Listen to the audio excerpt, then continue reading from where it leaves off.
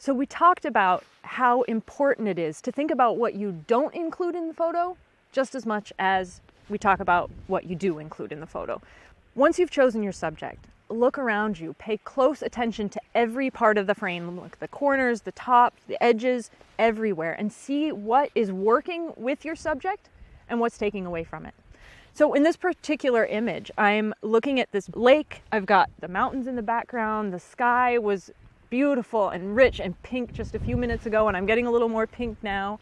But there's also a lot of clutter here. So if you look at the beach around me, you can see that it's strewn with pebbles. There are all kinds of things all over the beach. There are these plant forms lying all around, and they're beautiful. They're part of the environment, but paying attention to the elements that really work to help my photo and those that don't can mean leaving some of these out. So if you look at the back of my screen here, you can see that I have a lot of this plant life included in the foreground. And the lake itself has a lot of ripples happening in it. The sky has some texture, and I have lots of shadow in the distance behind me on the hillside. So what's important in the photo and what's not? This photo, as that sun was setting, as the light was changing in the sky, I was getting a lot of color. So for me, this particular image is about color. It's not about a specific object, okay? It's about the reflected color in the sky. It's about the reflected color in the water. So that's the most important element here. How can I make the color more important than everything else and make sure that everything else in the image is tamed? So when I set up my shot, I was paying a lot of attention to where I set up my tripod, the lens I chose, how wide it was, and how high I am off the ground. The reason that height matters is because it makes a difference in how close my foreground is, and also how large a percentage of my frame the midground takes up. So when I set up my camera originally, the water level was actually a little bit higher. It was maybe 3 or 4 feet closer to my camera, and so the edge of the water was outside the frame. It was too close to my camera to be captured in my composition, and that was by design. I didn't want all the debris that's sitting here on the beach to be quite as visible. I wanted it to be covered by a layer of water, so softened a little bit. I've also chosen to use a graduated neutral density filter, which brings down the brightness of the sky to match the brightness of the water a little bit. So I don't have quite the dynamic range that I would have otherwise, and that simplifies my post-processing, but it also allows me to use a slightly longer shutter speed to capture the sky.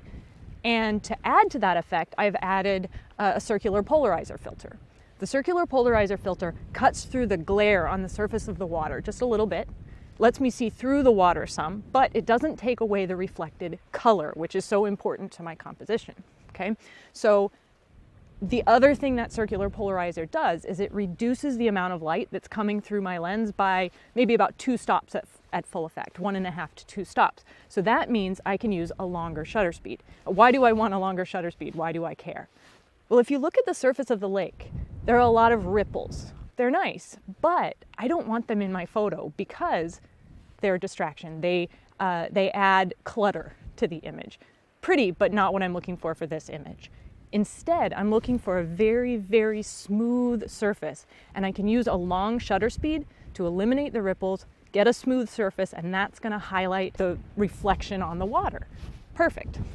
So I have chosen a 5-second shutter speed, an aperture of f8, and I have an ISO of 100. I don't need to boost my ISO because, like I said, I want a longer shutter speed. If I boost my ISO, I end up with a faster shutter speed, and I don't want that.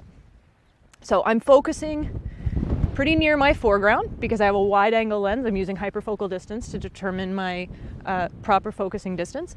I have a circular polarizer to remove surface glare without removing reflected color. And I have a graduated neutral density filter to reduce the brightness of the sky and reduce the overall dynamic range for the entire image. And remember, the key here is that I didn't include things in this image that would take away from the subject. My subject is that reflected light, the beautiful light on the surface of the water reflected from the sky.